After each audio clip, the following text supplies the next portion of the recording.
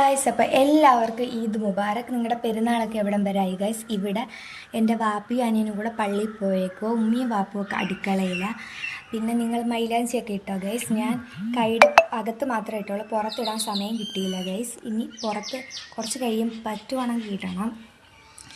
അപ്പം നമുക്ക് നേരെ വീട്ടിലോട്ട് പോകാം. അങ്ങനെ ഗൈസ്, എൻ്റെ അനിയനും വാപ്പിയൊക്കെ പള്ളിയിൽ പോയിട്ട് വന്നു. എന്നിട്ട് ഞങ്ങൾ എല്ലാവരും കൂടി ഇരുന്ന് കഴിച്ചു. എൻ്റെ അനിയൻ കഴിക്കാൻ തുടങ്ങി കേട്ടോ. അപ്പോൾ കഴിക്കാൻ ദോശ, പഴം, പൂരി, ചമ്മന്തി, ഇറച്ചിക്കറിയൊക്കെയാണ്. എൻ്റെ അനിയന് ചപ്പാത്തി, പൂരി, ഇടിയപ്പം അങ്ങനെയുള്ളതൊന്നും കഴിക്കത്തില്ല കേട്ടോ. അവൻ ആകപ്പാട് കഴിക്കുന്ന ഈ ദോശ, ഇഡ്ഡലിയൊക്കെയാണ് കേട്ടോ. അതുകൊണ്ടാണ് ദോശ ഉണ്ടാക്കിയത്. അങ്ങനെ ഞങ്ങൾ എല്ലാവരും കൂടി ഒന്ന് കഴിച്ചു. ഭയങ്കര ചൂടാണ് ഗൈസ്. നിങ്ങളുടെ അവിടെയൊക്കെ എങ്ങനെയുണ്ട് ചൂടൊക്കെ? എന്നിട്ട് ഗൈസ്, ഞങ്ങളാണെങ്കിൽ ബിരിയാണിക്ക് ഇടാനുള്ള കുറച്ച് സാധനങ്ങൾ വാങ്ങിക്കാൻ വിട്ടുപോയി. അപ്പോൾ അത് വാങ്ങിക്കാനായിട്ട് കടയിലോട്ട് പോവുകയാണ്.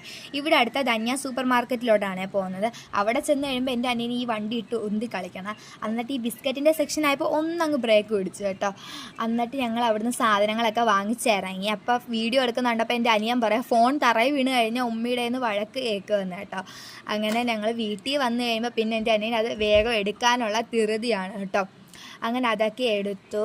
ഞാൻ കുടിച്ചത് ഈ ചോക്ലേറ്റിൻ്റെ ഈ ഷേക്കായിരുന്നു. എൻ്റെ അനിയന് പിസ്തായിരുന്നു കേട്ടോ. അപ്പോൾ ഞാൻ വീഡിയോ എടുക്കുന്ന കണ്ടിട്ട് അവൻ്റെ ജ്യൂസിനെ കുറിച്ച് പറയുവാണ് കേട്ടോ. അങ്ങനെ ഗൈസ്, അവൻ്റെ ഒരു പിസ്ത ഫ്ലേവറും എൻ്റെ ഒരു ചോക്ലേറ്റ് ഫ്ലേവറും ആയതുകൊണ്ട് ഞങ്ങൾ രണ്ടുപേരും അങ്ങോട്ടും ഇങ്ങോട്ടും ഷെയർ ചെയ്താണ് കേട്ടോ കുടിച്ചത്. അളിയൻ എന്ത് പറ്റിയെന്ന് അറിയത്തില്ല. അവൻ തന്നു കേട്ടോ. എനിക്ക് തന്നതല്ലേന്നും വിചാരിച്ച് ഞാൻ വലിയൊരു വായം കുടിച്ചു കേട്ടോ. അങ്ങനെ ഞങ്ങൾ രണ്ടുപേരും അതൊക്കെ കുടിച്ച് അപ്പോഴത്തേനും എൻ്റെ വാപ്പി അവിടെ ദമ്മൊക്കെ സെറ്റാക്കുവാണ് കേട്ടോ, ഈ കനലൊക്കെ ഇട്ട്. അങ്ങനെ അതൊക്കെ സെറ്റായി കഴിഞ്ഞപ്പോൾ ഞങ്ങൾ എൻ്റെ വാപ്പാട് ഉമ്മച്ചാമ്മയുടെ വീട്ടിലോട്ട് പോവാനായിട്ട് ഈ വെറ്റയൊക്കെ ഇല്ലേ, അതൊക്കെ വാങ്ങിക്കാനായിട്ട് കടയിലോട്ട് പോവുകയാണ് കേട്ടോ. ഞങ്ങൾ ഇവിടെ അടുത്തൊരു കടയിലോട്ടാണ് പോകുന്നത്. എല്ലാ പ്രാവശ്യവും അവിടെ തന്നെയാണ് പോകുന്നത്. അങ്ങനെ ഈ കടയിലാണ് കേട്ടോ ഞങ്ങൾ വന്നത്.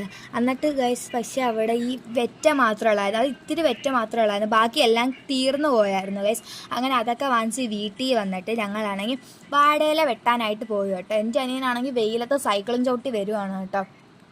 അങ്ങനെ വാഴയിലെല്ലാം ഇങ്ങനെ പൊട്ടി കിടക്കുകയാണ് ഗൈസ്. അപ്പോഴത്തേനും ഞങ്ങൾ അതിൽ നിന്ന് നല്ലതൊക്കെ നോക്കി വെട്ടിയെടുത്തു കേട്ടോ. അങ്ങനെ അതൊക്കെ ആയിട്ട് വീട്ടിൽ വന്നിട്ട് ഈ കമ്പിളിദാസ് കഴിച്ചു. ചിലരടുത്ത് ഇതിന് കമ്പിളി നാരങ്ങയെന്ന് പറയും കേട്ടോ. നിങ്ങളുടെ അവിടെ എന്താ പറയുന്നതെന്ന് കമൻറ്റ് ചെയ്യണേ ഗൈസ്. അപ്പോഴത്തേനും എൻ്റെ വാപ്പു ഇവിടെ വാഴയിലയൊക്കെ കഴുകി സെറ്റാക്കുവാണേ. എന്നിട്ട് എൻ്റെ അനിയൻ ആ വാഴയിലയെല്ലാം കൊണ്ടുപോയി തറയിൽ വെക്കുവാണ്. ഞങ്ങൾ ഈ പെരുന്നാളിനൊക്കെ തറയിരുന്നാണ് കേട്ടോ കഴിക്കുന്നത്.